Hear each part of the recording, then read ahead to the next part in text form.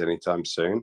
But if it keeps doing what it's doing, and he obviously has to shift a few gears, yeah, why not?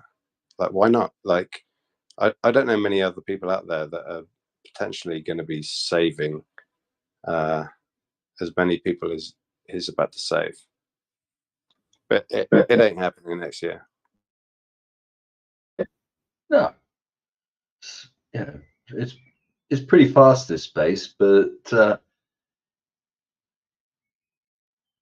maybe there's been some chat about, hey, what are you going to do with your newfound riches? And it's, go to Africa and help people. And so maybe there'll be a horizontal scaling on the prize, and maybe there'll be like Pulsonian good deed prize.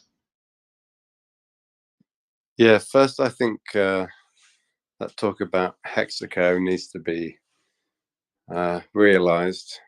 I actually can imagine if it all goes to plan and there's a ton of backing and a ton of OGs like being rich enough that literally it wouldn't surprise me if all hexagons just got together. Like, that's not a silly idea. I mean, again, we're talking 4, 5, 6 years, 7 years when that it would even become like a realistic thing.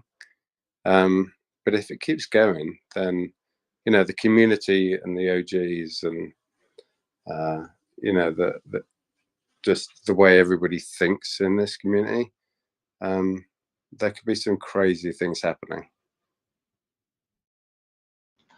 Yeah. So the party people, on a practical level, do you find it easy if they haven't got going on crypto? They say, how do I get this? What do you advise them?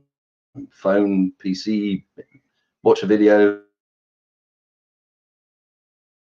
Well, first I say just follow Richard Hart on Twitter, and then I say just look into what crypto is. We're so early. We are so early. It's just crazy, and the amount of bankers and like stock bros that I speak to, that they just don't really get it, which is, to me, it's kind of shocking, and I have to like talk through some basics. But at the same time, it's really exciting.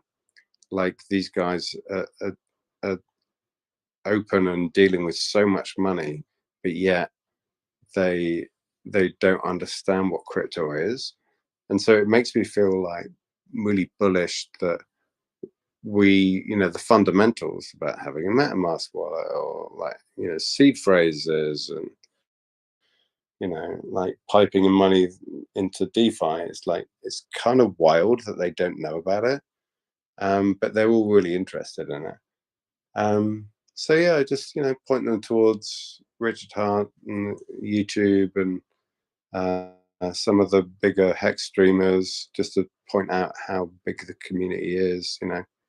Crypto Coffee and stuff, I think, and Hexologists are really good members to point people towards that don't like trust or understand what crypto could even be. But it's like part of the work, and somebody like did do that for me back in the day. They did talk me through wallets and security and hardware wallets, and we all kind of have to be talked through it.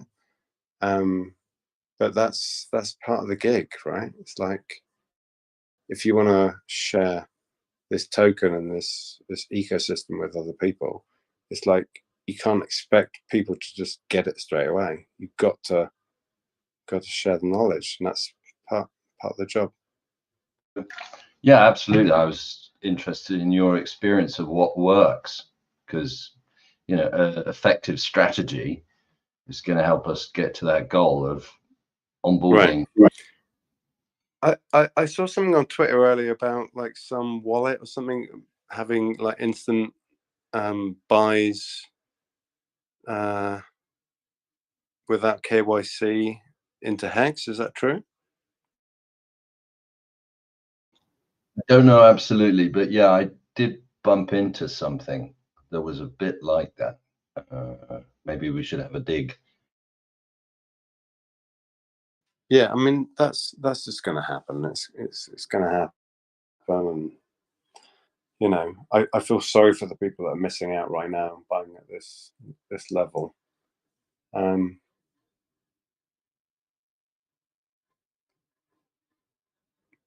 but yeah, there's only so much you could talk about it.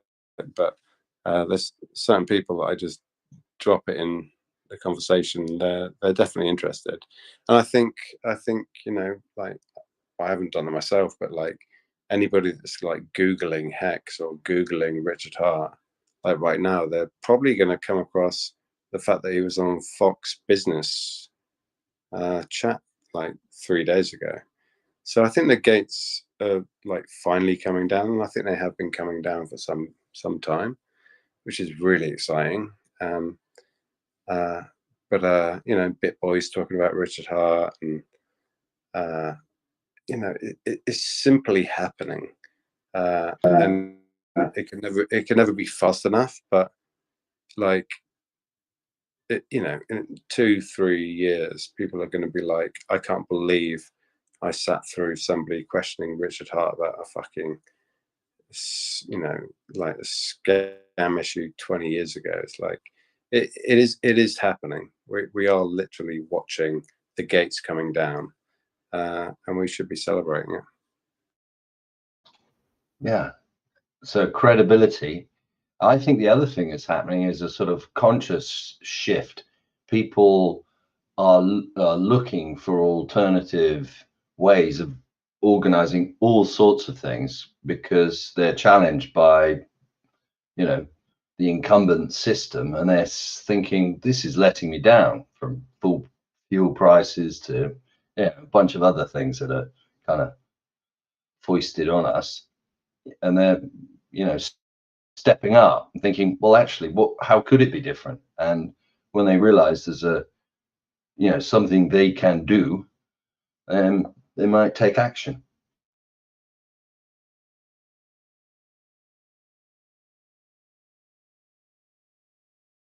Yeah, it's just gonna take time. Like we saw some crazy pumps and hacks. Most of us were like probably staked through that time, and you know, I I don't hear many people saying, "God damn, I wish I wasn't staked," because we know and love the contract, and we trust in the project long term, and we stake for long term, and that's great. Um, like what he's built here, and and I think it's going to overlap into Pulse and PulseX. Is like he's taught people how to hold. You on the front page of the website of Hex, it's like crypto goes down 85, 90%, 95%. Like I haven't read it. I don't know the exact words, but he talks about it, and it's like he's it's just honesty about like if you get invested in crypto, you've got to understand that these bear markets are going to happen, and that you're going to have to suffer extreme pain and bear market blues, um, not just once. If you're in it for the long haul, like Hex has done this 5 or 6 times now, and gone blown past all-time highs, and I'm very confident they will do it again. But it's like the mechanism of like staking obviously helps to do that. We're earning more Hex every day, and when it's bull time and go time, we're going to be ending our states and going, holy fuck, this is like the best decision I've ever made. So he literally teaches people about crypto that I don't see anybody else in the space getting anywhere close to him, like like educating people that holding, waiting, let alone staking. That's the thing that he did. He added the mechanism of like staking, and giving people more coins for waiting. Yeah, it's just an amazing system. Very true. Yes. And the asymmetric risk thing, I emphasize when talking to people that, particularly as it's early times, that's likely to come true. The 85% loss thing, when you're in business and you buy stock and, you have to write it off because, I don't know, gets out of date or fashion changes, in business that can happen. So, but I understand why people don't want to have that kind of shock if they put everything they've got because they bought the top because they think it's going to go up 1,000 times in a week and it doesn't. That's going to really mess with your emotional system. Yeah, it's brutal. It's just brutal. And I think we're all probably somewhat guilty about it. It's like, my God, my coin has just gone up, like 100%, and like now is the time that I want to talk to my best friends and my family. Like, holy fuck, I bought this at whatever, a penny, and it's gone up to 50 cents, and like I want to tell you about this right now. And everybody's like, holy shit, I want to buy this coin that's gone from a penny to 50 cents, and yeah, it goes down. It's a tricky one. I was really interested in something that Crypto Coffee said a few months back. Who's a hex streamer, amazing, like OG, like really cool for the community and stuff. Does some great content, and he came out and was like, it's really difficult for me. He understands how the market works, to like shill hex when he kind of knows it's a top, but yet everybody's like desperate for content. And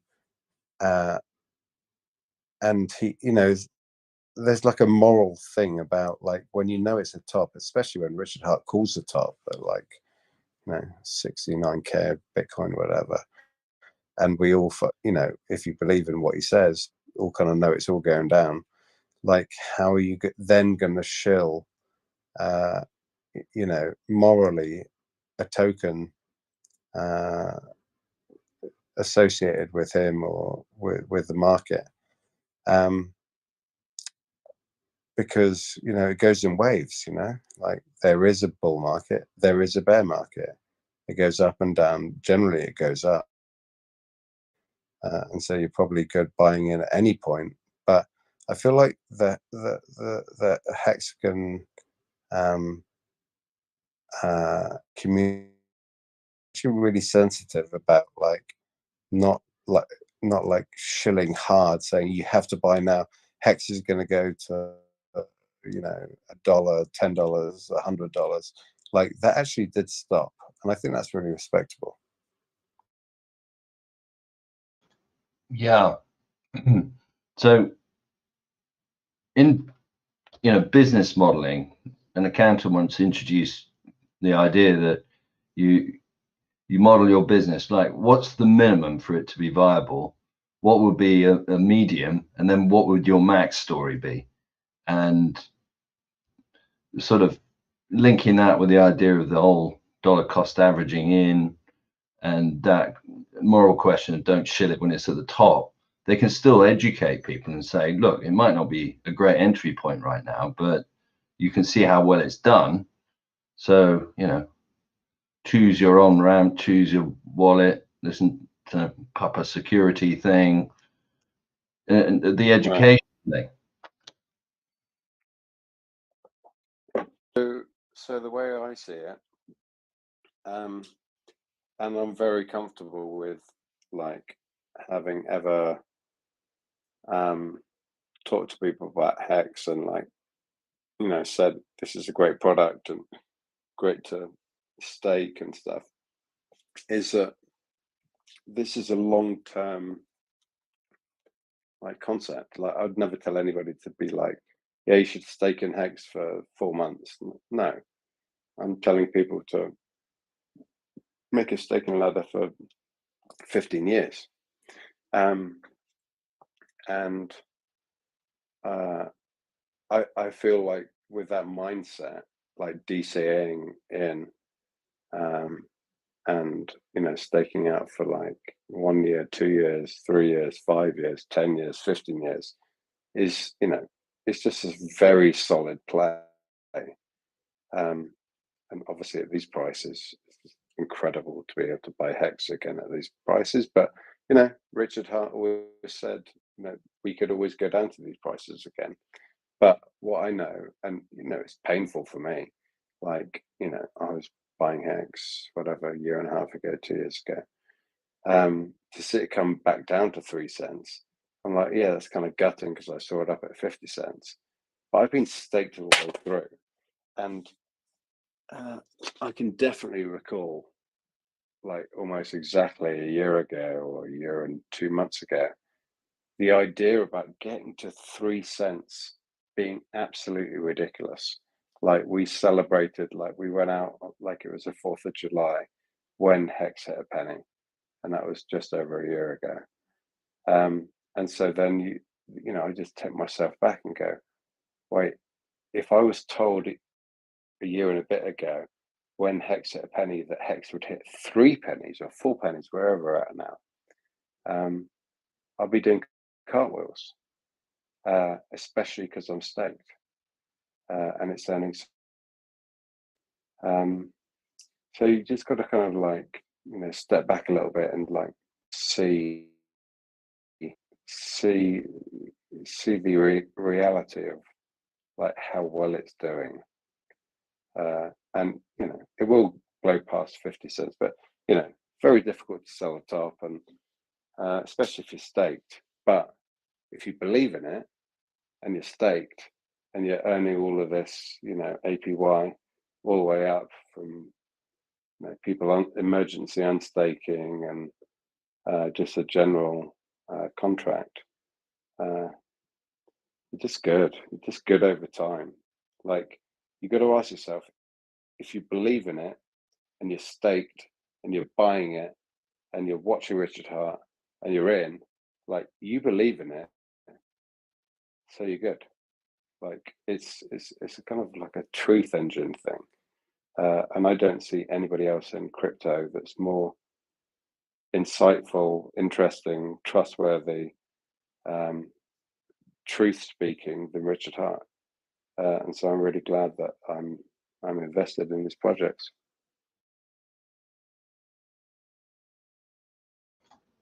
Absolutely. Yeah. I remember Richard doing it's doubled 11 times act, which was amusing. And yeah, I fell off my chair when it hit a penny. And, right. Well, that was a good day. That was a good day. It was like teetering 008, and I'm thinking, will it nudge into the penny? Are we into the cents? Can we say penny? I definitely never ever Googled, imaged a penny and copy and pasted that picture and sent it to all my hexagon friends and got like the reaction of like, we've fucking made it. And then it went to 50 cents. And and then we went up and down, and obviously the Pulsechain SAC had a big impetus on this. But yeah, like there's support down here, like where we're at now at 3-4 cents. There's support, and like if you were told a year ago that there'd be support at 3 or 4 cents, you would have bitten my.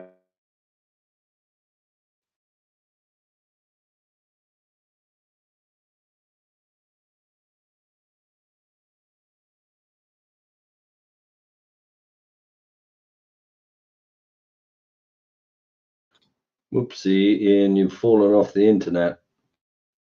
Have I, or am I still there? Oh, yeah, no, there you are. Oh, sorry.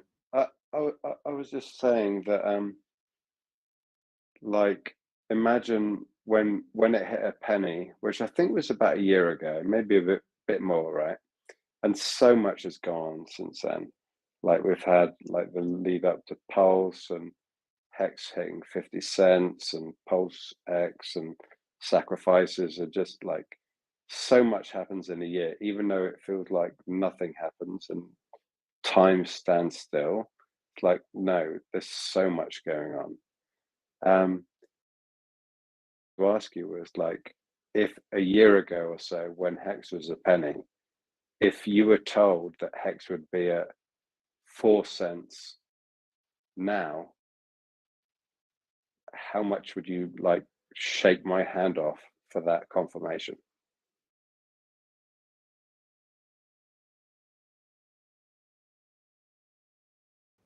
Right. You mean the sort of confidence of hindsight? It hit a penny December 20 and stayed there till about April 21. I think I'm right. Let me just double check that again. Yeah, April 21.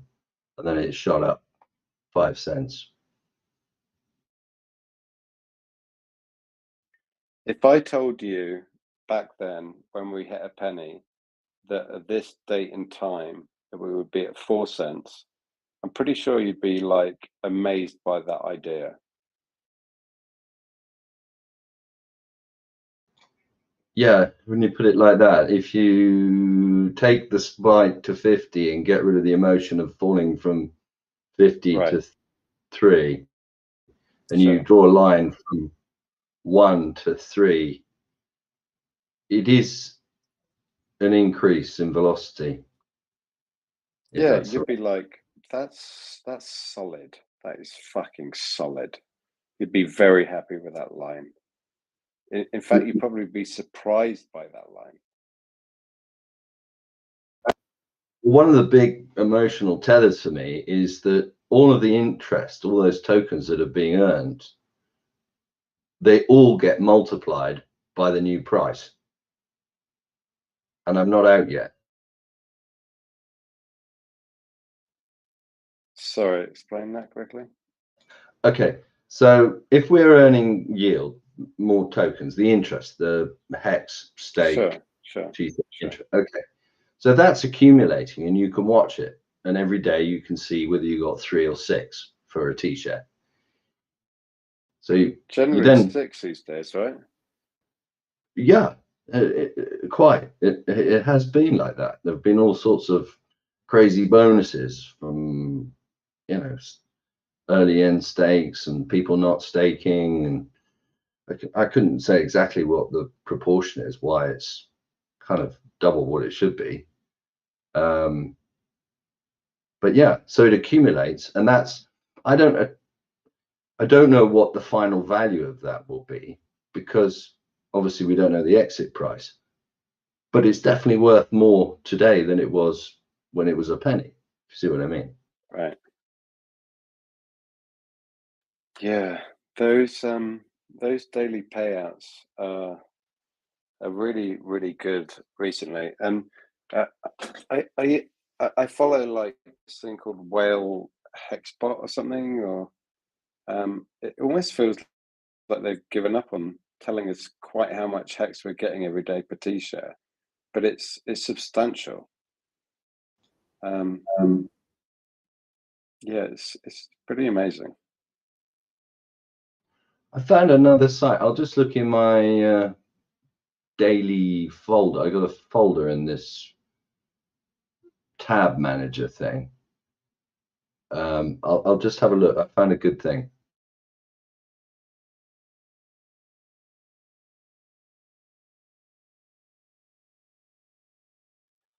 But there was, do you remember Kareem? Kareem hasn't been so vocal recently, but he's an amazing hexagon that used to be streaming a lot, and he always like preached.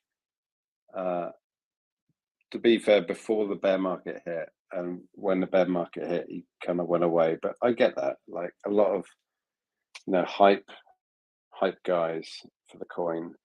Like when the bear market hits, it's not such a good look to be still trying to shill it. But he was always just like, when the bear market hits, if you're staked and you believe in it, you're going to be earning more hex every day, and like as in like more than when it's a bull market because people are emergency end staking and you know, the market's going down, etc.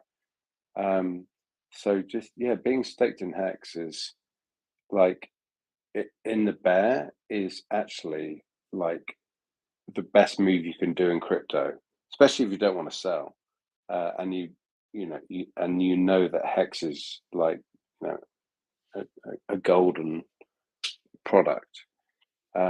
You're literally laughing. You're literally buying the dip every day by being staked in Hex. And the longer this bear market's going on, and the more Hex I see myself gaining because of the bear market, it's completely true.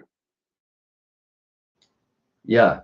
So that site was hexdailystats.com, and it's saying, you know the one. So I find that it's quite easy to digest. It's like so payout per T-share today was 6.2. That's massive.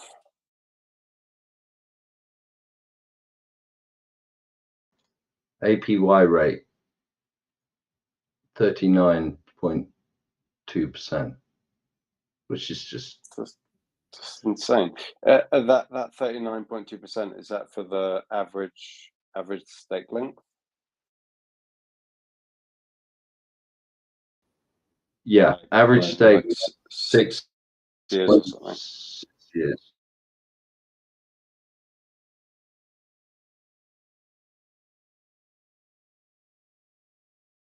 Yeah, that's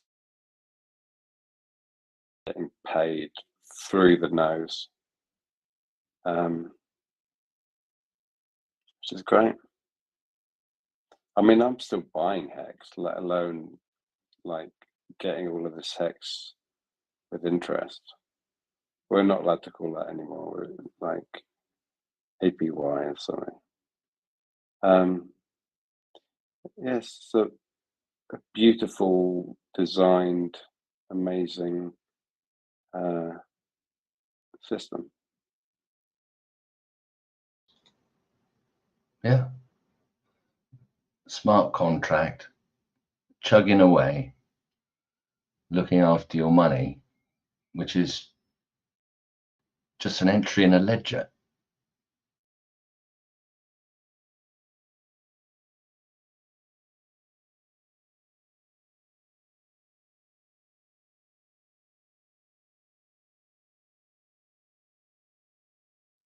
Yeah, like I said, I kind of explained it to like a banker dude today who's like interested in DeFi and, and crypto and stuff.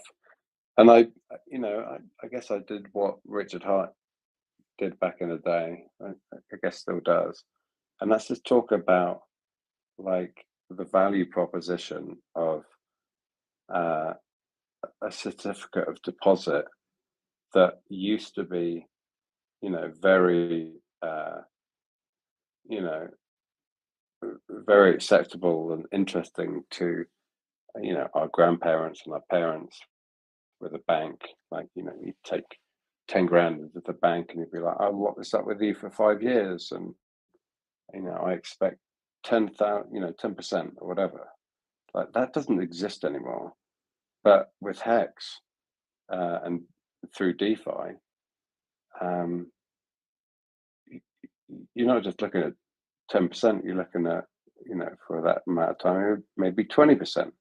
And you go past 10 years and you're looking at 50%. And if you understand that DeFi and crypto is going to be the new, financial future of the world, and you realize that Hex is not a scam and it's a smart contract and it will do that, then it's kind of like it starts getting interesting for people. Yeah. Are we out of the early adopter phase? And do you think the bankers are a little bit nervous because of the dot-com bubble thing?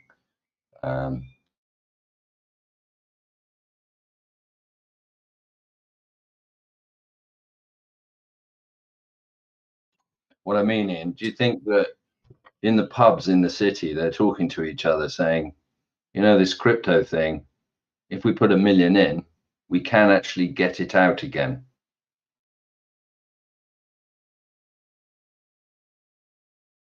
I just think that's a great question. I hope they do. You know, and maybe they'll lose it, and maybe they'll gain it. But I feel like crypto has got a lot more like weight and veritas as far as like acceptance. It's not just like a university kid like Ponzi scheme thing anymore. It's like this is legit, and they probably it takes so much time to try and understand it and get deep into the bones. But I feel like it's being much more accepted day by day. I mean, Richard Hart was on Fox News the other day talking about crypto. Like, that's like huge, just absolutely huge. Yeah, I haven't watched it, but I take it that he didn't get slammed in the face with all of the sort of skepticism, that it was a reasonably... No, he absolutely got slammed in the face, but he dealt with it so well that you just got to be like, okay, this is our leader. He he was asked about 3 questions, 2 of which were about, is Hex a scam? Are you a scammer? The third question is, oh geez, third question was maybe like, when is crypto going to bottom?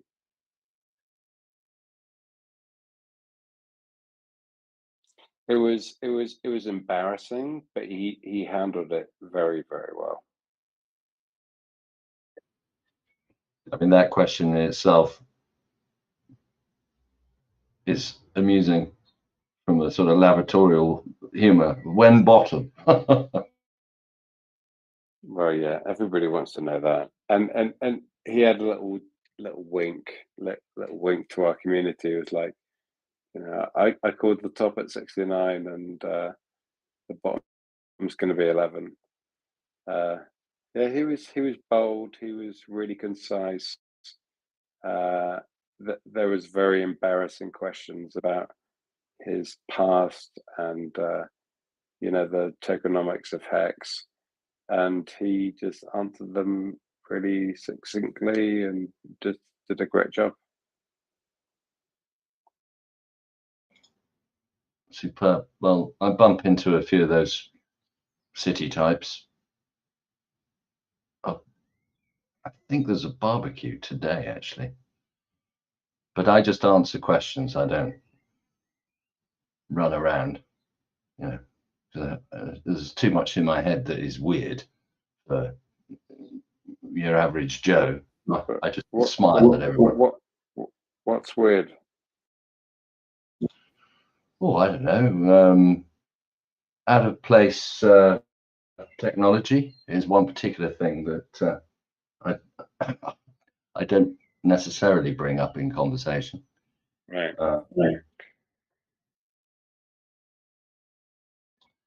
And crypto itself. Well, if I bring it up, my other half excludes me from social events, so I have to rein it in a bit. That's hilarious. It is, and it's a social comedy act, really. So the game is to see if they can fire me up, and I try and behave normally, not talk about, a montage of everything that I've absorbed from crazy things on the internet. Don't talk about the dirty word beginning with C.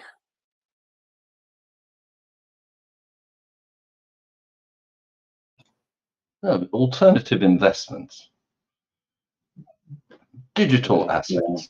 Yeah, I feel you.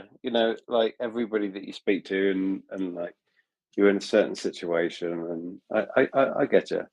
you like you want to shill it, you want to talk about Hex, you want to talk about DeFi, you want to talk about cryptocurrency, but there's like social elements uh, that if you do so, you feel like you're going to be castigated or judged, or like I totally get you, but I think it's really important to constantly fight those boundaries of uh, of like what you feel like you can't say, but at the same time you really should say. Like it's really important to like be pushing those boundaries. Oh, absolutely. And just stepping back and being pragmatic, because I've done a bit of time in this city, and just saying helpful things like, look at the chart, go to Trading View and type in Hex USD.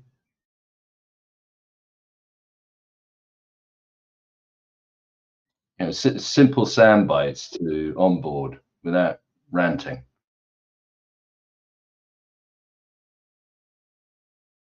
Can you not just turn up in your Lamborghini and just like do a wheel spin in front of them? I own nothing and I am happy. That's right.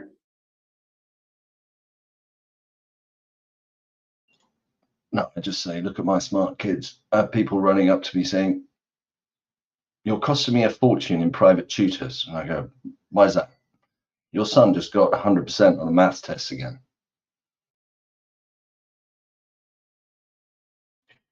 I say, well, we're engineers. We can't get things wrong. The bridge falls down. Sometimes I wonder whether like starting a new wallet, like when you're in like school or like a community or something, like there's a charity thing going on, like a long-term project, and okay, I've put in X amount of pounds or dollars, whatever, into this idea, but in Hex, and just like promote it that way. It's like, okay, here, I believe in this, and I believe in your project and your charity, and let's just see what happens in 3 or 4 years. That's a really good way of shilling it. Okay, I'm going to try and track that idea by repeating it back to you. Like a play wallet for people to muck about with? Is that what you mean? No, not a play wallet, just like a wallet that I guess that people could like go, oh, I remember that guy didn't give us, £1,000 for this charity, but he promised that it was going to be in crypto because he believes in it that much. Like you still, you make it clear that you put in that much money into this idea or charity, but you've done it in crypto and Hex because that's how much you believe in it. So you definitely put in that much money, and it's like an open wallet. It's like just simply a wallet just for that charity. And then imagine people going, "Oh, I wonder what that wallet's doing," and seeing it going up tenfold, and seeing it's in Hex. It's like a double win. Oh, I see. So instead of saying, hey, do this greedy, crazy thing, say, why don't you do this saving for charity thing? Yeah, like just pointing people to the fact that that money's there and it's going to be coming out in 3 years or whatever, or 2 years. Like literally stake it and just share with everybody. Go, hey, here's the wallet. This is the money that's been put in, and watch it like explode, um, compared to what everybody else put in, like now. That is a very good idea. I can think of a couple of ways of getting quite a lot of attention for doing that, amongst local community.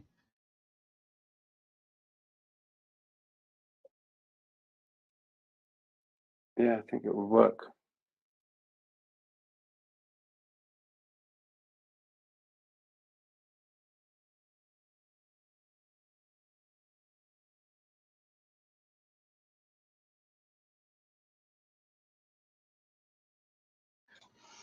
Then you could have a group of guys at the bar, and you say, hey, why don't we all just put 100 in? We'll learn about Gnosis Safe, and in 10 years we can bequeath it to XYZ charity.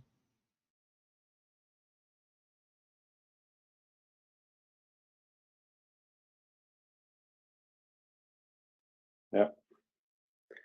Yeah, it's like a really easy, nice entry point for people to be like, okay, I don't know what the fuck you're talking about with crypto or Gnosis wallets or anything like that, but I kind of trust you, and I'll put my money in, and as long as I know this is going to end up in the charity, uh, and when they see that concept and investment is actually gone up more than their portfolio in stocks and shares and stuff, they're going to be instantly onboarded.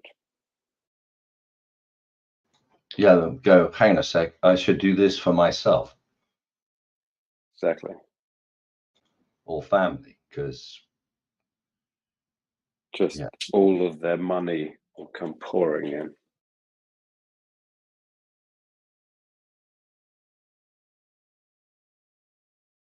But yeah, doing it for a charity situation, and I'd almost say just like not asking them to do it, but just for you to do it and say, look, this is what I'm doing because I believe in crypto and I believe in Hex and blah blah blah. Like this is what I believe is going to make the charity the most amount of money. So this is how I'm going to do it, and make that semi-public. Like make them know that that's what your investment idea to make the charity as much money as possible. And then when it does happen, everybody's going to be like, holy fuck, that's what we should have been doing with all of our money all along. I like it as well because it's like a demo wallet without you.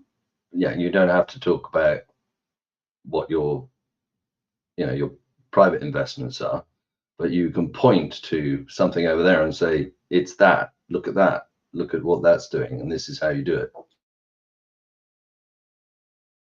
Yeah, exactly. Yeah.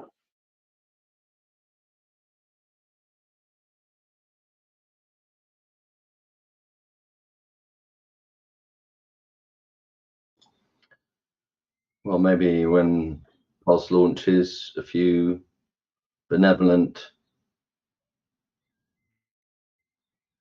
PulseX stakes would be in order. What's your feeling about like what Richard said in regards to launching Pulse? Like it's my memory that he was so over like getting questioned about when Pulse is coming out and stuff that he was just like, I'm just going to launch it when it's done. Do you feel like that's not true, and he will actually be like, okay, Pulse is literally ready, it's coming out in a week?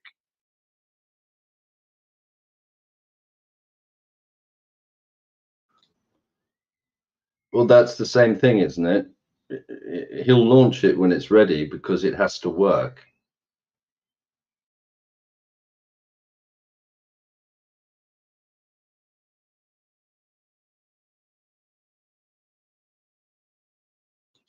Right. Right. I get all of that, and I'm ready whenever he's ready. Really looking forward to it. But there's like a new token that's like, not that I really care. I really don't care. I just want Pulse to come out. But there's like a whole tokenomics about like, you're gonna get an airdrop like the longer you wait, blah blah blah.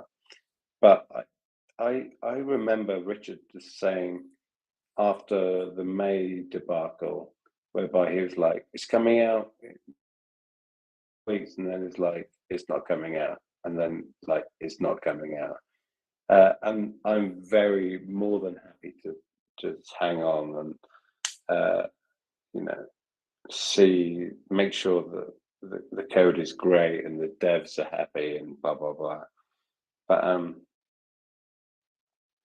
But this whole new token free claim stuff, it's kind of made me like interested to think about like, will he give us a day, 2 days, a week, like it's coming out, or do you think that he's just going to be like, it's out, it's done, we just forked it, have fun?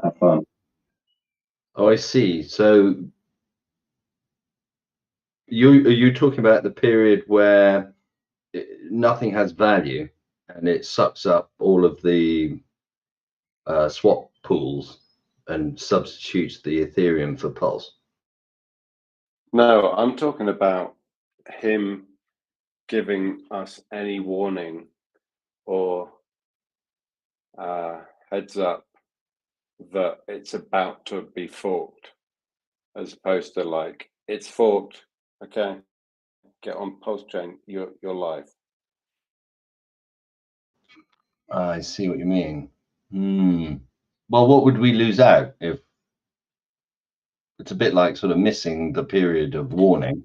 I think I know what we'd be missing out on. Kind of interesting. So basically, when I take it you're a hexagon, right?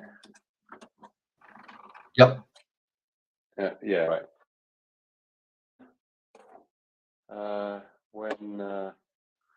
When he started talking about in May, Pulsechain coming out, like potentially with the hex price went up massively.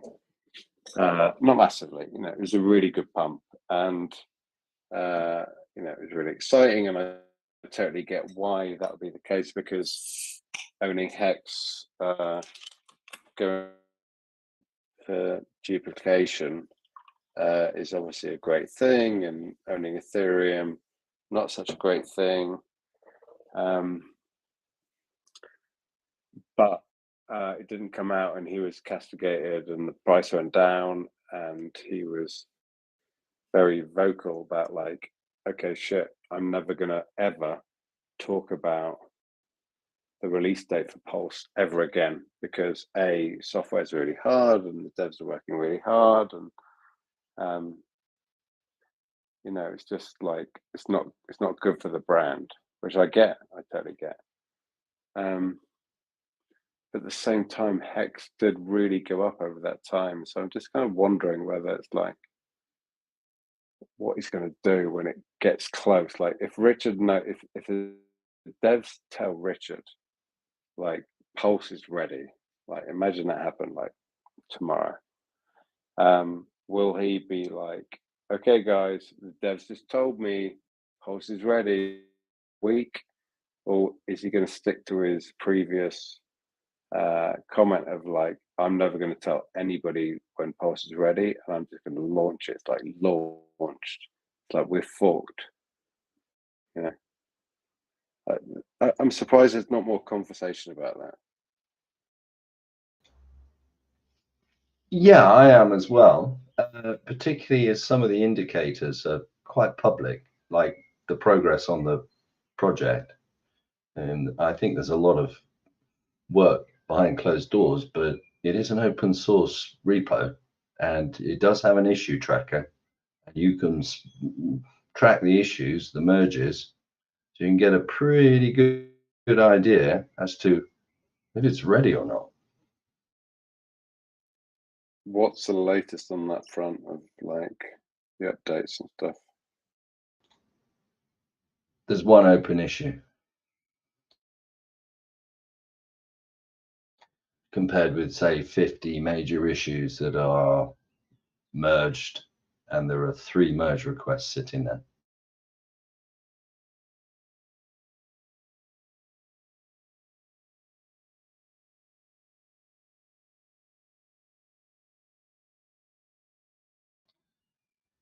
So the burn down is good. Yeah.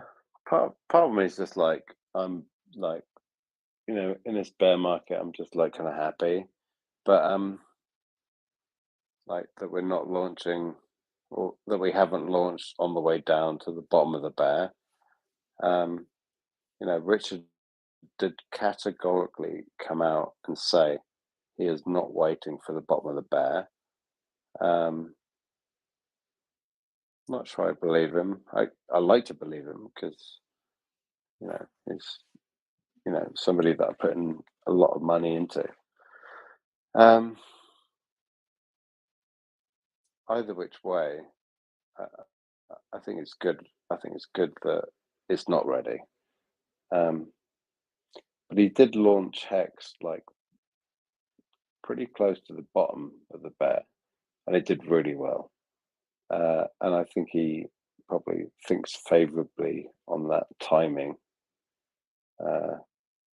And I don't expect Richard to like be constantly like the truth engine. He's from a marketing background. Would he launch it right now if his dev said it's done, we're done, we're ready? Would he launch it right now, or would he wait for a little bit just because? It's an interesting conversation.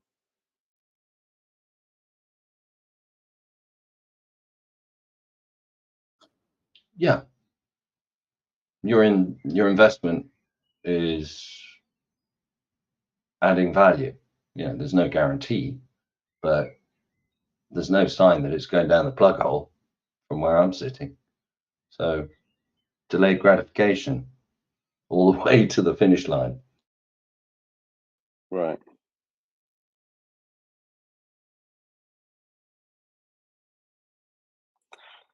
Here's a question for you that I should probably know the answer to, and I feel comfortable about it because when we all, did you sacrifice with Pulse and PulseX and stuff? Yeah, I was around for that. Right. So we sacrifice. Personally, I sacrificed mainly Hex, and the price was,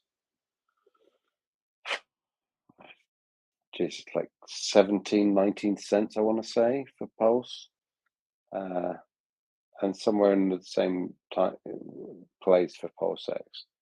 And so we sacrificed X amount of dollars, like quite a lot, personally speaking. And I got a really good, bonus amplifier, like all the rest of it. And like, we kind of sacrificed at the top, right?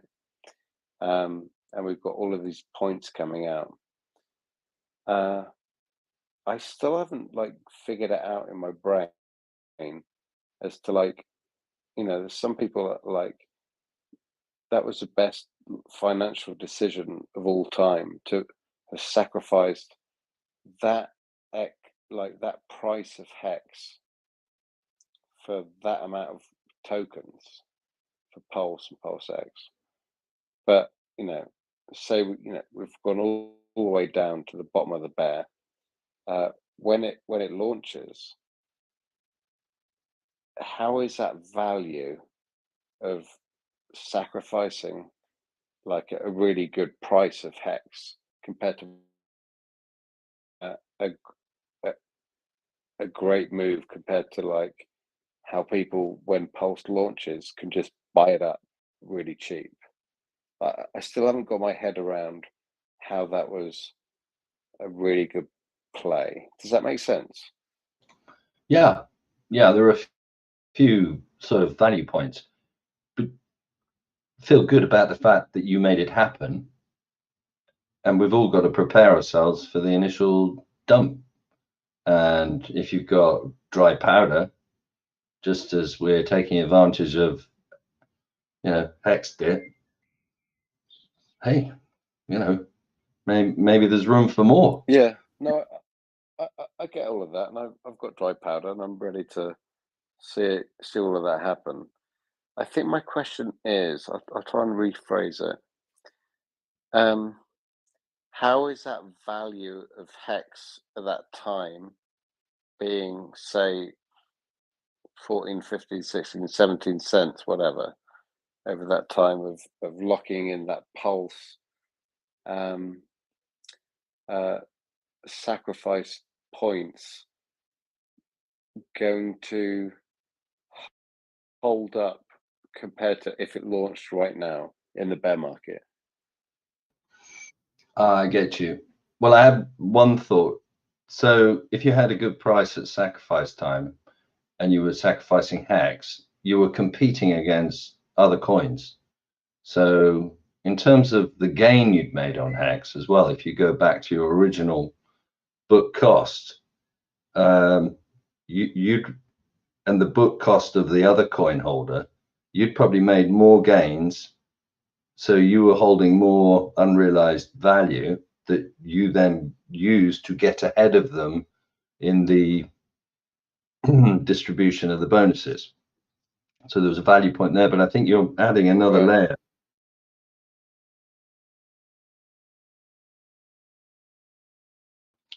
You're saying you now want a value comparison between launch now and launch sometime in future.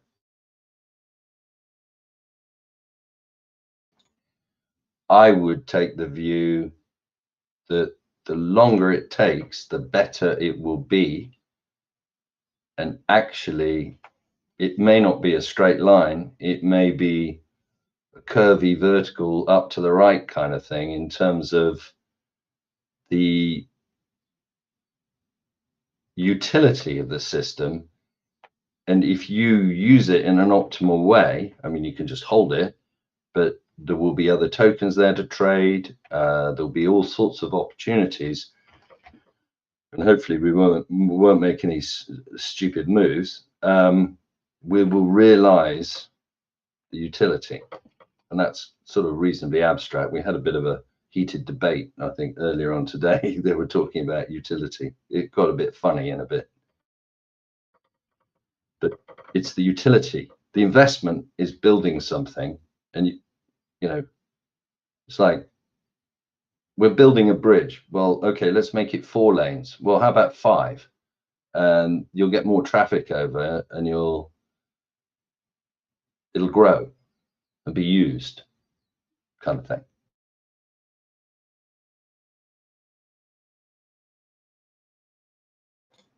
Because it starts out value 0, right? Something's got to happen to pump that.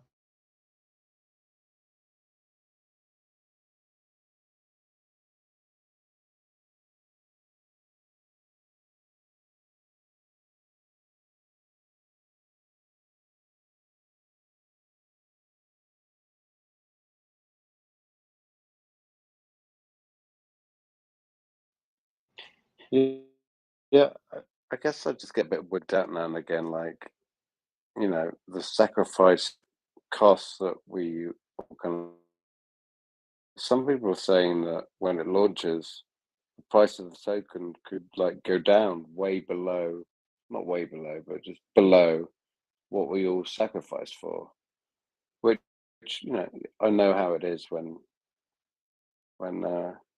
crypto currencies and products launch, it can go down. But like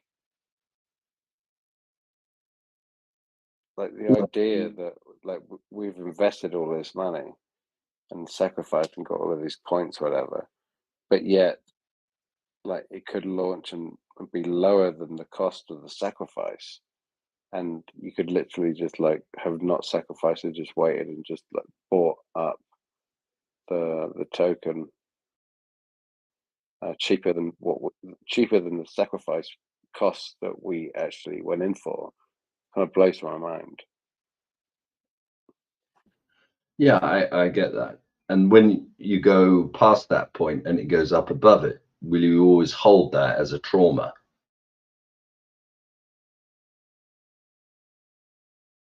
But also look at this way.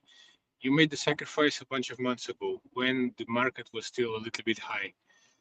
Would you, if you would be holding only USDC or fiat or whatever, okay, yeah, that may be true. But if you were holding some other token, the money that you were able to invest with that token at the time of sacrifice, it was much more than what you would do now, if it would be launching now, because now it's down. So imagine that you would have 10,000x, an example. 3 months ago, you would get much more points than with 10,000x now. So in a way, it was good that you sacrificed during the market when it was high, if you were holding tokens.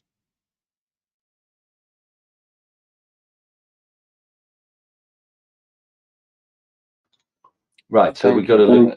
Thank you for that input.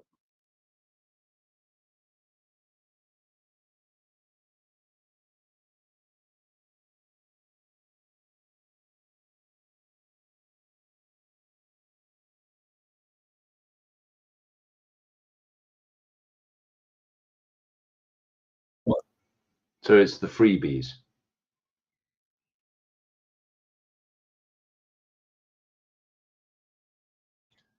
Which is great.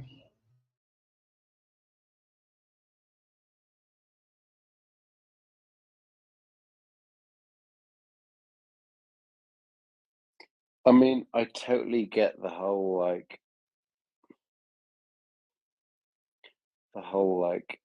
you know, bonus situation whereby say you were like number 1,000 in the list or 2,000 in the list, and you're going to get bonus pulse for being a sacrificer in the early stages, and like that's kind of like the free airdrop.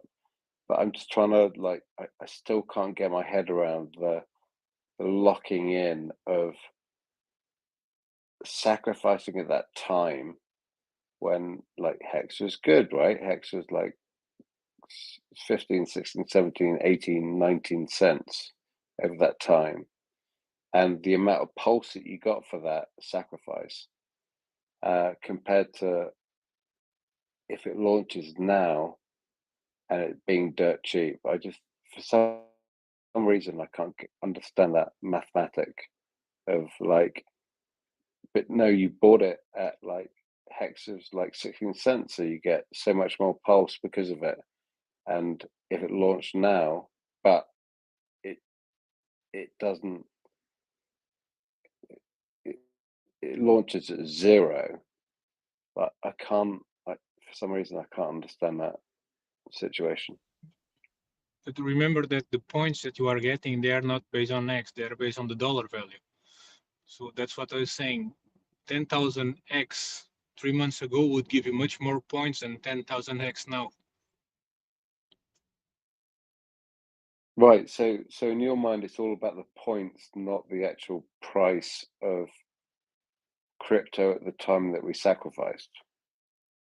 Right. You need to see the points. That's why I say, if you did the sacrifice in fiat, and if you never, and if you didn't sell anything to get that fiat, you would be much better, most likely, keeping the money and use it now, or if it launches now when the market is very low. But if you're holding some kind of tokens, and if you sacrifice it or any kind of other token, you would be better doing it then and not now, because now they have much less dollar value. Okay. All right. Good. So you think the sacrifice points bonus is a massive thing? Is that what you're telling me? When you mean bonus, what do you mean by bonus? You know, like the league status of like being like, whatever, number 1 to 10,000, like, the amount of money that you sacrifice and the amount of bonus points you get because of that. Is that a big thing in your mind? Honestly, not, because the bonus, the way it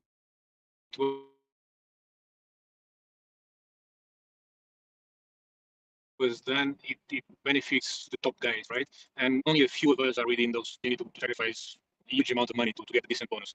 Most of the people get between 1 and 1.1, 1.2, something like this. And it changes a little bit, but not that much. To get the 1.5 plus, you will need to sacrifice really way up. Okay. No, I appreciate that. Can you try and explain to me how some people are like, the best thing you could have done in crypto is, we've just entered a bear market, and when people were sacrificing for Pulse and PulseX, we were kind of on the way down, but it was still like crypto was like, a great price. Hex was at a great price. Can you explain to me why some people are saying that it was like locking in the best investment you could have ever done by sacrificing for Pulse and PulseX at that time, like it was an investment? I don't understand that this was an investment to have done that at that time. I don't get it still. Okay, so it's what I said about the market being high. So imagine, that's just an example, that you were holding 10 HEAT, right? So and the HEAT was worth, the value was $6,000 for each HEAT. So that means that you had $60,000, and you sacrifice $60,000. So that means that you got the points based on the dollar value. So on the $60,000, so you got a huge amount of points, right? If you, instead of sacrificing, if you would have kept your HEAT and don't do anything, because most of the people don't trade, so just hold the tokens, and if you would do it now, instead of the 60,000, you would be getting like 10, so 6,000, or 10, so 10,000, Yeah, because the HEAT yeah, is yeah. at 1,000. I totally get everything you're saying. Of course, that's like logical, completely fair. But you can't sacrifice for Pulse right now with that 60 ETH, whatever.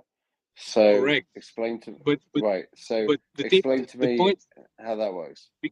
because the points that you got with the $60,000 that they were converted 6 months ago are most likely much more points that you would, if you buy now with the $10,000 that it is worth. On the example that I was using,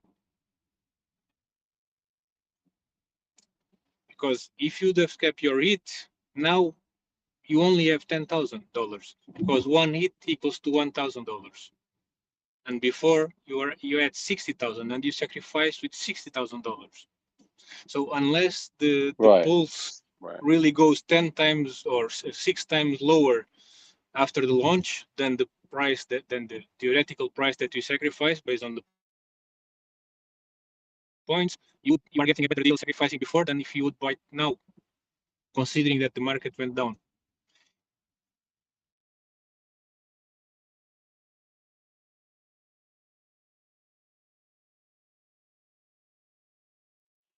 Yeah, that makes sense. I'm sorry, it's like such an obvious thing. I just need it to be explained sometimes.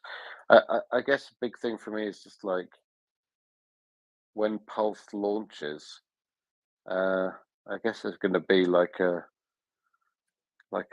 fixed amount of tokens, and those that sacrificed with Hex or ETH or whatever, in the early stages are just going to simply have a lot more of those because of the price they sacrificed. Yeah, just to think, it's not about the tokens that you sacrifice. Remember, that's the important part that you need to put in there. It's the amount, the points that you are getting. They will hopefully they will be translated to Pulse tokens or to PulseX tokens, right? And the amount of those, it only relates to the dollar value of whatever you sacrifice at the time. If you sacrifice, for example, USDC or whatever stable coin, you will get exactly the same amount of points as you did on stables. If you sacrifice some other token, you'll get the amount of points based on the dollar value that they had at the time, not of the token amount, but the dollar value that the token had. Yeah, I get that. I get that. Yeah.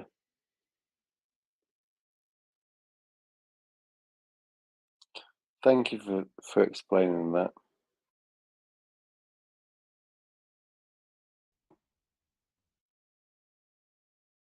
Hey, thank you for keeping the chat alive, because it was been awfully quiet. It's been so quiet, man. I was in here like 2 years ago, and it was just like called Hex Chat, and then it got changed to Pulsechain Chat.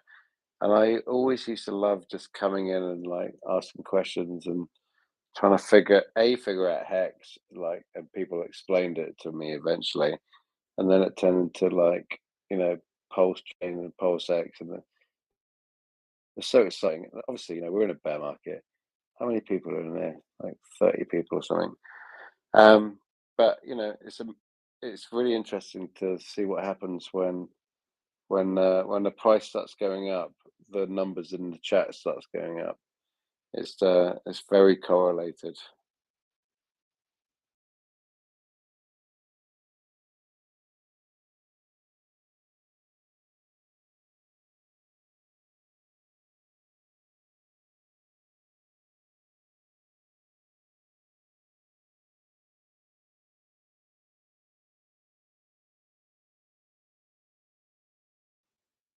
But it wouldn't surprise me if if Richard, like, I'm really interested in like if Richard's gonna talk about Pulse coming out before Pulse actually comes out. Like, that's a big one. But when either which way, when Pulse is launched, my God, this chat is going to be overloaded with people like asking like fundamental, basic questions and very deep, difficult questions. And yeah, the mods and the admins in here are going to have their work cut out. They will just change the question to the when moon.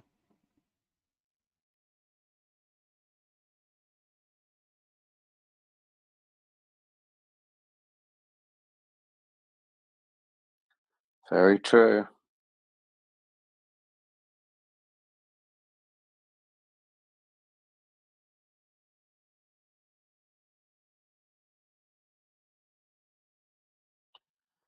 I found today, just like talking to some guys that, you know, have wallets outside of, you know, Coinbase and stuff, like they've got their own hardware wallets.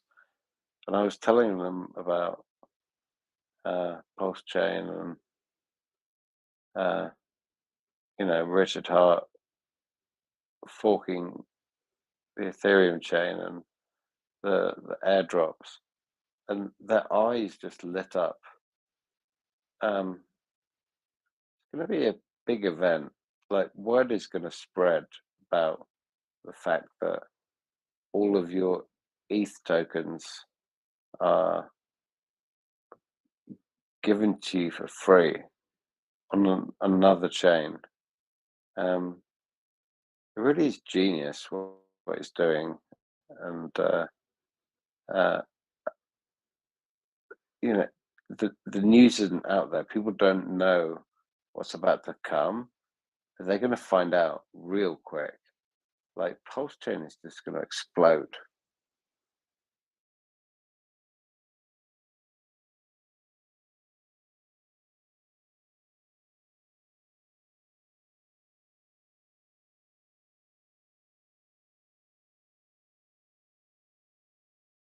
We hope so, right? And marketing wise, it's a great move.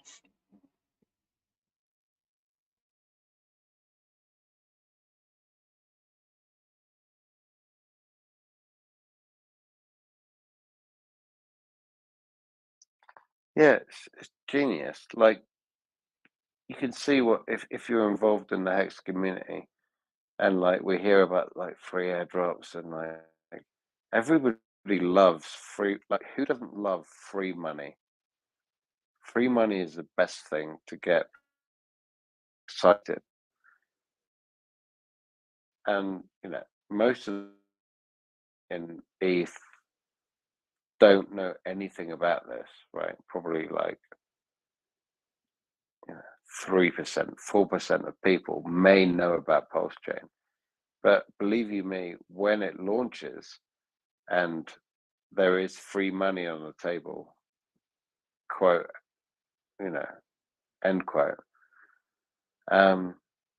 Everybody's going to be talking about it because people love free money.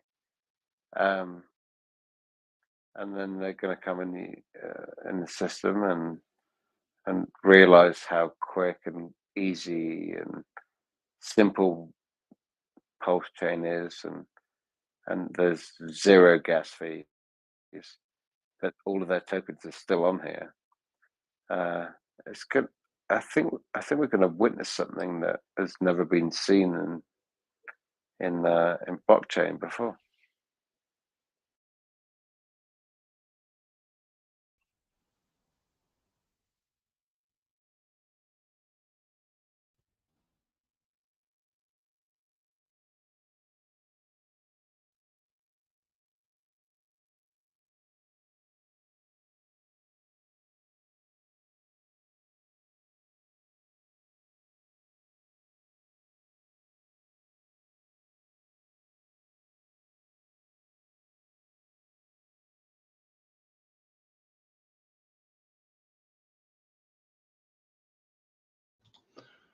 Ian, have you had a good play with the testnet? Yeah, I did. I've been playing around with it. I set up some pairs and realized that the best thing to do is to probably hold Pulse and Hex. But it was fun, like mucking about and seeing what it's all about.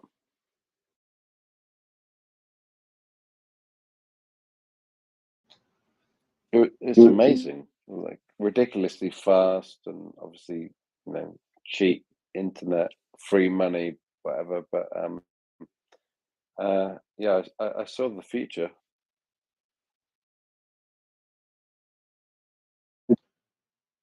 So setting up, what did you call them? Swaps? Was that on the PulseX pools tab? Yeah, I was just like, okay, what would happen if I put in all of my Pulse that I sacrifice for versus all of the PulseX that I sacrifice for, and then looked at this incentive token. I just did basically everything that I would never do, and there was a lot of action. I'm just amazed that, like, I just did like a one-off kind of pairing thing, and check back on it. But I was just amazed by like how many people were like interacting with that testnet and pairing, as if it was live. Like, it blew my mind, like how many people are like checking it out. It's crazy. Checking out as in leaving and not staying in the conversation? No, the opposite. Checking it out as in like investing, like, and doing trades and like interacting with the testnet as if it was live. Like, I haven't got enough time to be like fiddling around with internet play money. Like, it takes enough out of me to be doing that with real money. But it's a wonderful thing. It's a wonderful thing. Yeah. I threw a significant amount of time at it last year to basically learn Ethereum and go and look at the project. And I haven't hammered on it, but I have in the last 24 hours as a user. And it is very impressive. Yeah, it's the most incredible layer one blockchain I've ever interacted with.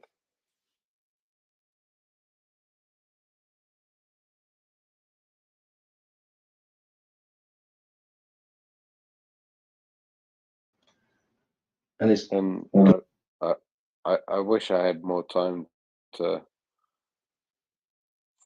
like get involved in it, but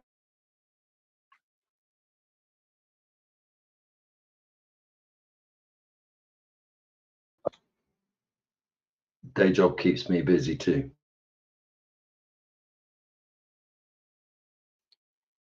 but from what I've seen, and you know, this is going back a few months, it's just quick. Like, you know, obviously zero pulse to make any kind of transaction, and anything you want to do is like within seconds. And like the whole like staking and, you know, single-sided staking on PulseX and stuff, and that was kind of before maybe they got taken out. But yeah, I just saw the future of like how easy and clean it is to interact with Pulsechain. It's amazing.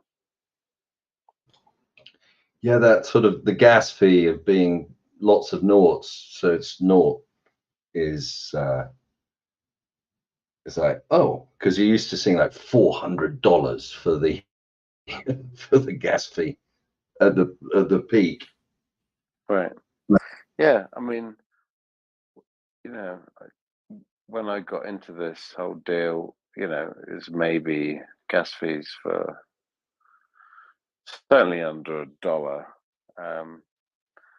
50 cents, 20 cents, whatever. And it was like fun, like interesting and fun to interact with the blockchain, which is amazing. But then it started creeping up and going past 10, 20, 50, $100, $200 to interact with the blockchain. It's like this is not what I signed up for. And you know, we all like clicking buttons and like testing ourselves with trades and you know, interaction with smart contracts and stuff. But you know, the Ethereum fees, especially when the price goes up, has made it literally like I don't feel comfortable or happy interacting with the blockchain anymore. It used to be fun, used to be great, and now it's painful, and like every click of a single mouse button is uncomfortable, and that's not, I think, why we all kind of got into this, because like, you know, we want to make money and fiddle around with the blockchain and coins and tokens and click buttons and just muck about, like be involved. But the ETH fees recently have made us all just like frozen zombies of like I can't you know, I've just got to make the right choice right now, and that's not what, you know, where we come from. We, you know, we all probably played video games or just like clicking around on our phone. It's like instant. We want instant stuff, and Pulsechain is going to give us that with like just instant like ease of clicking around, paying next to zero gas fees, and being involved in layer one blockchain that is the future of our lives. But yeah, ETH is genius, but it's too expensive.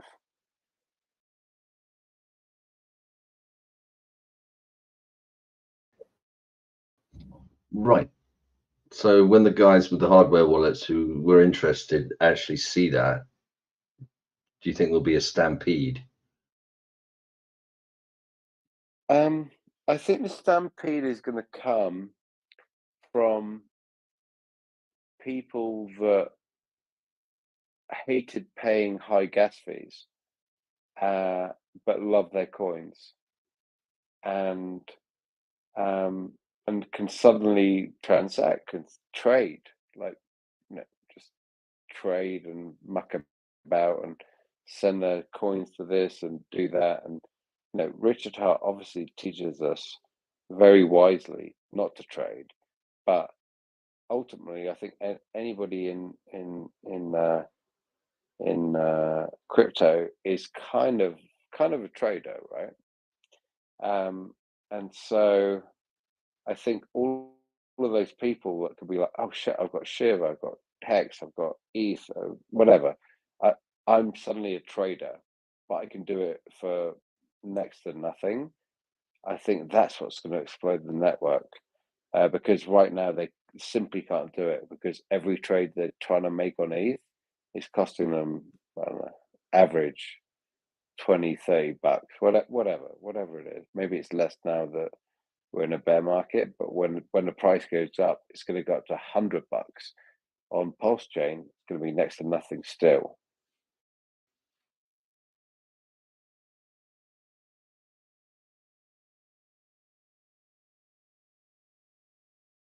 Yeah, absolutely.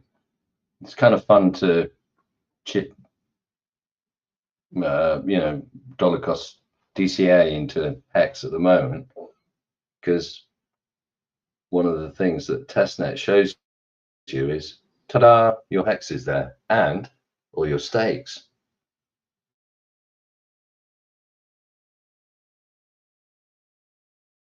Yeah, I'm being very greedy on Hex right now.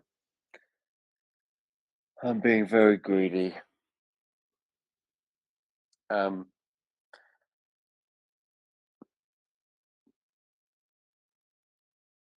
think Hex is a play. I think when like, as we've all invested in and believed in, and like basically in this chat about Pulsechain, when it does very well, and basically founded by hexicans who know and trust the software and have made massive gains enough to basically have Richard create Pulsechain, right?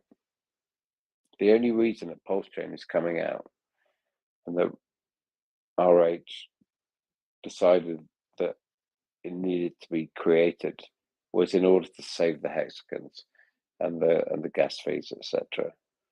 And then it turned into a monster, and it is going to be a monster. But all of the money that was sacrificed for Pulse and PulseX is basically from Hex OGs or people that have made a shit ton of money from Hex. I don't think for 1 second or 1 minute that those people that put all of that money forward don't trust Hex code or trust Richard or trust the OA. So my feeling is that any gains that are made from Pulse or PulseX or the ecosystem that's about to be launched is going to go back into Hex. Like, Hex made this ecosystem. Hex made multi-millionaires. Pretty sure that the majority of those people trust that code. They trust that token. They trust Richard Hart. They're going to put it back into Hex. And the fact that it's going to be on both chains, blah, blah, blah. But I just feel like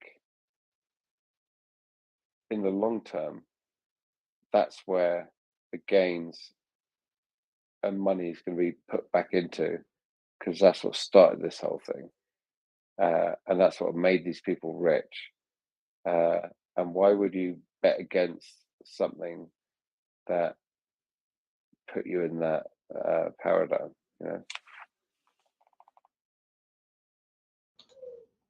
Yeah, you're lending back to the founder, making the next platform that reduces your fees and your profit.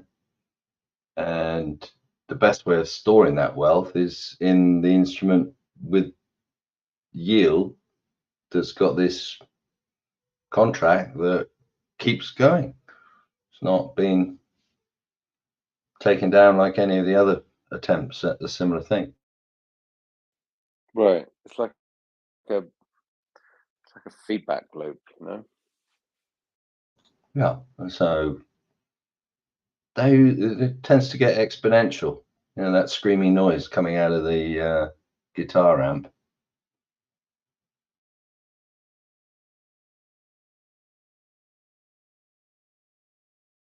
Yeah, I've got tinnitus because of that.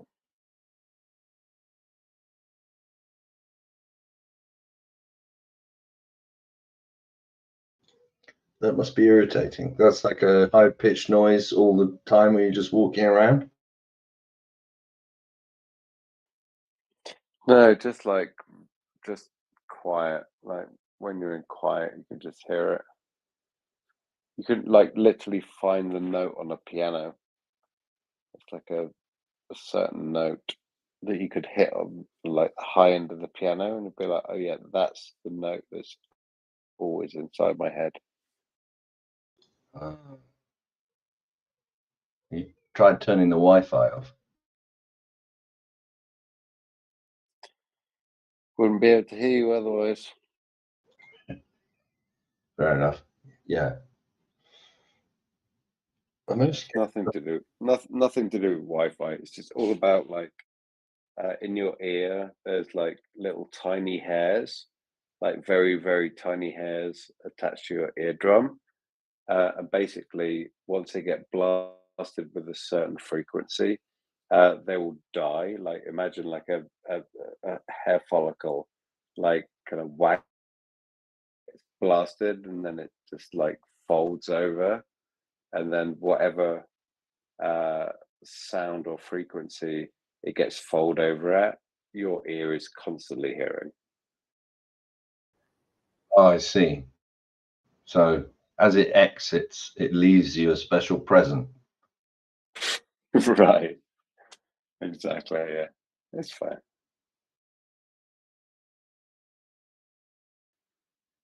My dad has a great story about when he was traveling across America and he went to a blues club, uh, and uh, he uh, saw some amazing band, blah blah blah. But he was like right next to uh, the the PA stack, like the speakers, and he said it was so amazing and so loud that he couldn't leave where he was. But since that point, all he hears at night is like a white noise, which is completely different to what I've got.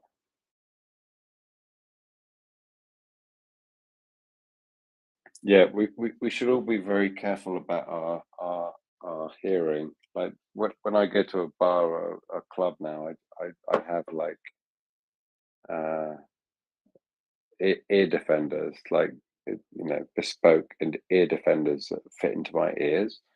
And I come back from loud events and I'm totally fine. But yeah, ear pollution into your ears, and stopping uh, uh, you know, tinnitus is a really important thing to think about.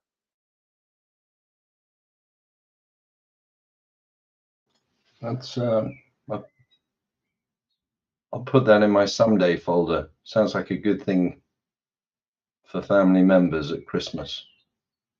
Yeah, yeah. So basically, you can have your ears like molded, and you can have like I've got these amazing earplugs that basically fit straight into your ears, and they're like see through. Like you could be in a club or a concert and nobody could tell that you're wearing them.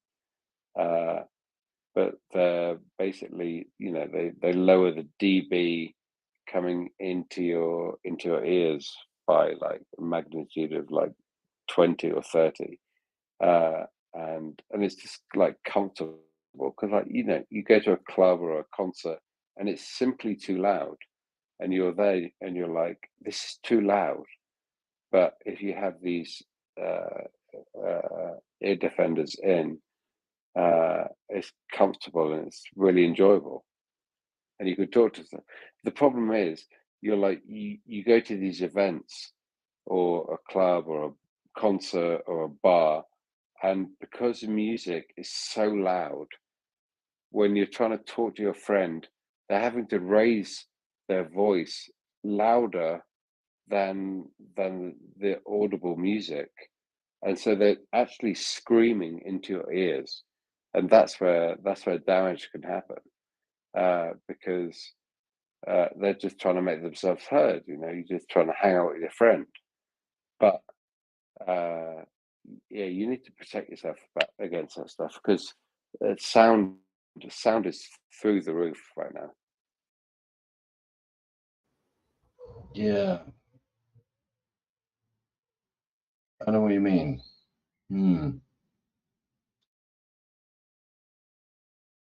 And so you can get these like molded. I've got like ear defenders that just like slip into your ear, and it's very comfortable because they fit to your ear canal, and so they're like, you know, they just literally go into your ear space. Yeah. So Get on it. do you get that on high street, or did you have to go online and find someone? Yeah, I guess with my work, I was just kind of offered it. I don't really know where to go to get that, but I'm sure you can find it online. I got buddies in the music industry, I'm sure. I think they also do the same molding for the speaker ones, for what do they call them, monitors, you know, like drummer man can hear the click. Yes, yes, exactly that.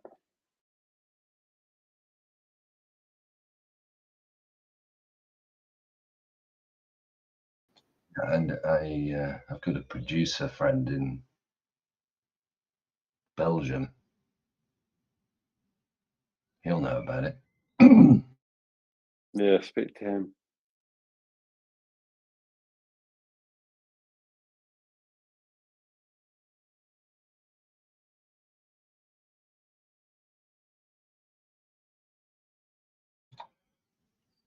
I've got quite a powerful PA in my studio here. It's I think it was in a restaurant in the 90s, and someone just left it in a barn.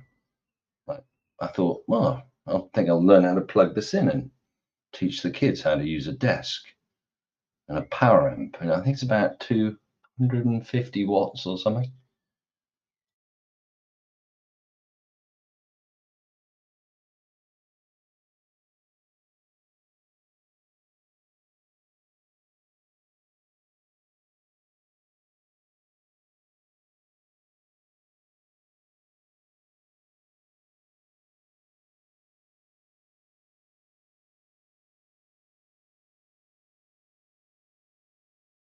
I have two pairs of speakers, and one of them is very big. And when I listen to those ones, I cannot hear the voice chat for like 2 days. What happened? Did they stop working? No. So I have two pairs of speakers because one pair is very, very powerful, and I cannot use it for regular stuff. So I have a smaller pair of speakers for regular stuff. And when I want to listen loud music, I listen to that other pair, which is actually a 2.1 system. And basically, I have a bit of ear damage because for the next 2 days, I cannot hear very well at the phone. Yeah, I left this chat on and I turned it up because there was a speak guy who was low. and came back. I was walking towards the office, and I thought, who are those people shouting in the garden? And they were my PC speakers are some Yamaha, I think they're 75 watt from for their keyboard speakers, so they're very clean and quiet. But I'd cranked it up, and they were making quite a lot of noise with this chat. I have like 1.2 kilowatts. 1.2, yeah, no, that's definitely bigger than my bigger one. But I've got a power amp driving them, but I have I've never turned them up to full. But you can hear them about a mile away. I love the idea that you guys have got such powerful speakers and interest in hex at the same time, whereby like suddenly people talking about this coin or product is blowing your neighbors out of the deck chairs. I love it. Oh yeah, I put a lot of hex music and crypto music, so my neighbors know what's about.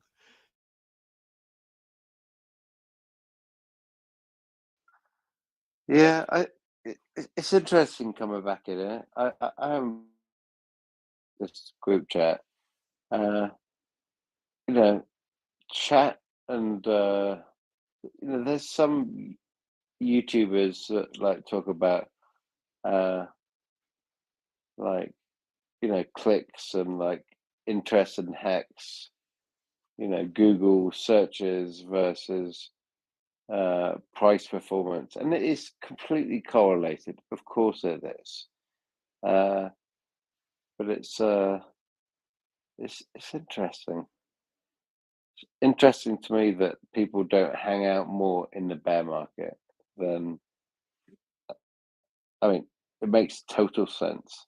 People want to be here in the bull rather than the bear.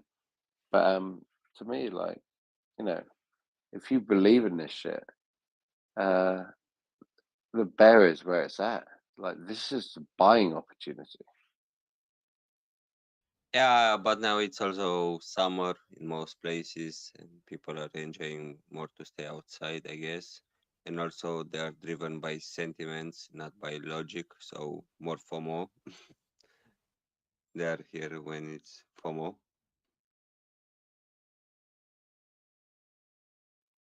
That sounds like opportunities to me. Yep.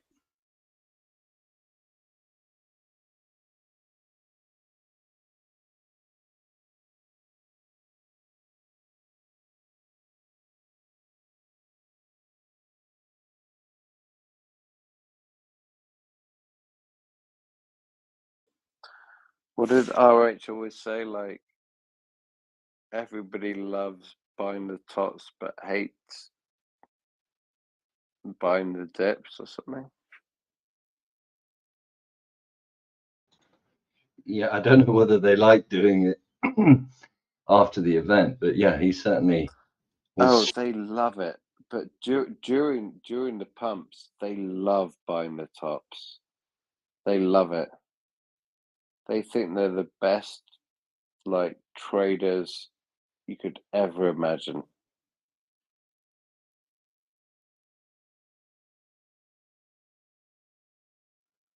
It's that dopamine, You see a coin pumping, or you see a asset going up that your friend has told you about, and it's like, yeah, we've been talking to you about Hex for like 2 years,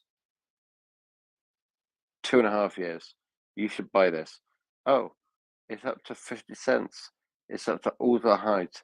I'm gonna buy this right now. I feel great. Like we're gonna go to the moon, but everybody else is like, well, I've been waiting for this high for 2 years, so good luck with that purchase. It's really hard bringing and advising your friends and family into ecosystems like this, because that's what they're going to do. They're going to be like, oh yeah, he's been talking about Hex for 2 years, and I saw it went up really big and then it went down, and now it's back up again. Now I'm going to buy it. It's like, no, don't buy it now. Buy it when I'm telling you about it right now at the fucking low. It's difficult to tough out see there. value. If you're a consumer, you like to buy expensive things. So, to switch into investor head, and then you're talking about something you can't see or touch, difficult for brain to adapt.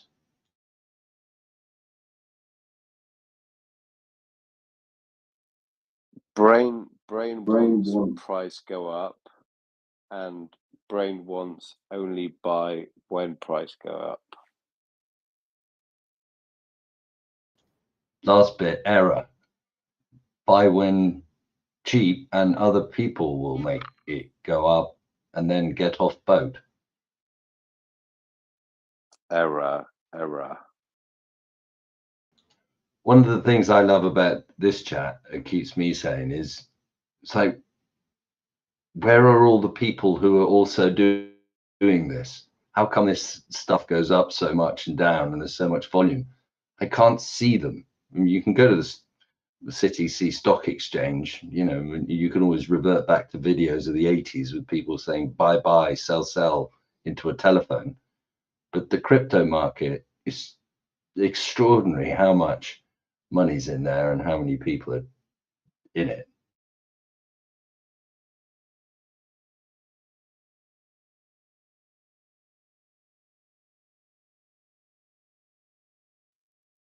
Yeah.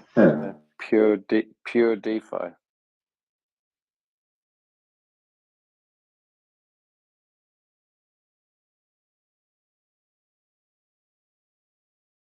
And I'm pretty sure that this is a nice way of exposing yourself to the people that are in it. I think the Hex community is great. I think that's probably why we love it so much.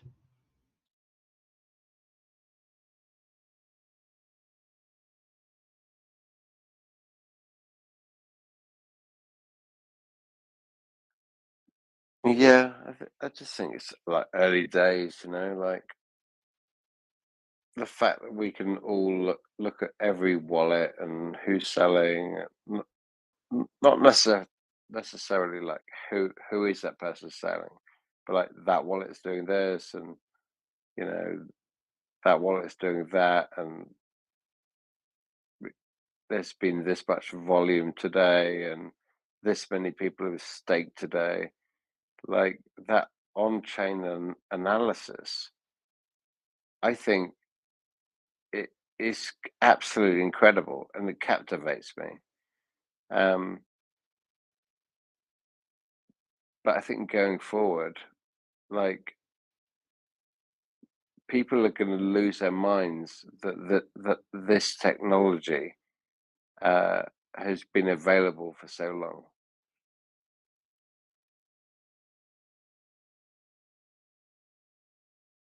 Well, they'll have an anger thing. Why didn't someone tell me?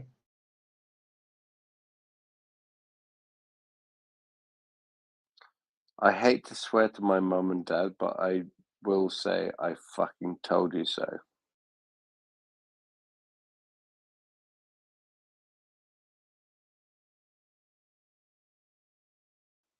They won't say that. Well, they will say that, but I have got vivid memories of somebody talking to me about Bitcoin. 12 years ago.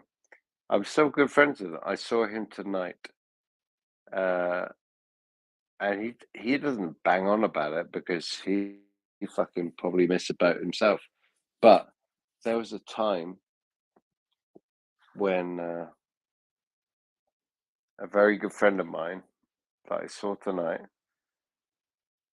told me about Bitcoin, and I remember the conversation. I was in London, in a street outside a bar, and he was like, "Hey, there's this thing. you know, like it sounded crazy. It sounded absolutely crazy. And I was like, I'm not putting my money into that. If I did, I'd fucking have mega yachts, you know. So I'm very familiar with that, like trying to explain something that people just don't understand. Because I was, you know, I like to think I was intelligent back then. I just didn't get it. And so it's all about how to phrase, how to explain the fact that this is the future. I'm glad I'm invested in that, but it is a hard job to explain it to people. Yeah. I remember I was in a pub and someone turned to me. He's a great web guy. He said, what we need is a currency for the internet. And I said, that's interesting, but how would you? We went through all of the problems, not all of them, but we thought, I was like, how would you make that secure? I didn't know enough about cryptology. I went and Googled it, and I remember my next conversation with him was, don't worry about it. Someone's already invented it. It's called Bitcoin. And we thought nothing of it for a few years. And then, ta-da, here we are. But you know, another way to rephrase this conversation is like, oh shit, I missed out on Bitcoin, and we had all of this like chances. It's like Hex is a chance. Pulsechain is a chance.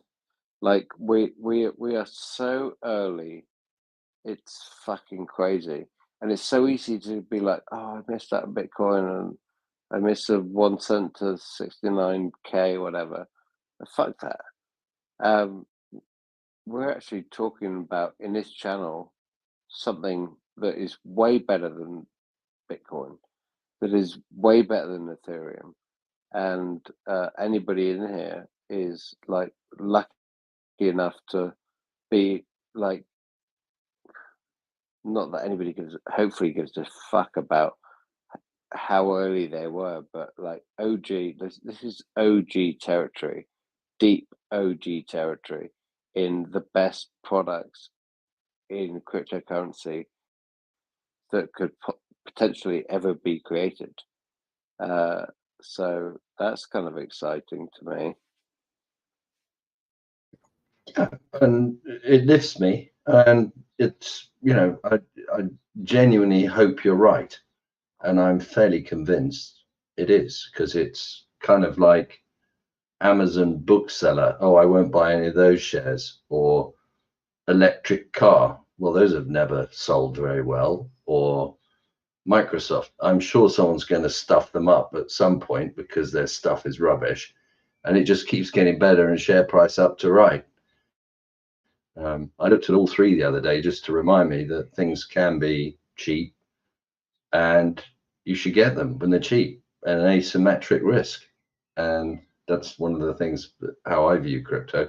And I'm just really grateful for having been up the learning curve, which, you know, I won't admit to how difficult it has been to actually get head round and to be able to do it at a level of proficiency. But it's a little bit every day and listening here, and just you keep on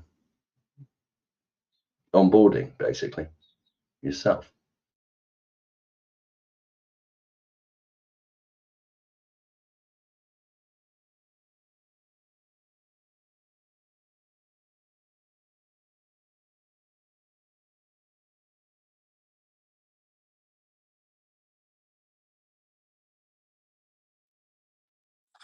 Yeah, exactly. It's almost a treat. Like it's a treat to onboard people right now. Like, you know, I got in at a really good time, and it the market was down, blah blah blah. And I remember how good it felt to see shit pump and just feel good about yourself about buying in and seeing this crazy green line. But yeah, people that you're on board right now, it's like that's what they're about to experience, and it could be literally. I think it could be like 4 months away. I think we're going to chop and it's going to take a while. But anybody with the balls to buy in right now, they're going to love it. Love it when the bear market ends and the bull market hits. And we're all going to love it. God damn it, it's going to be fun.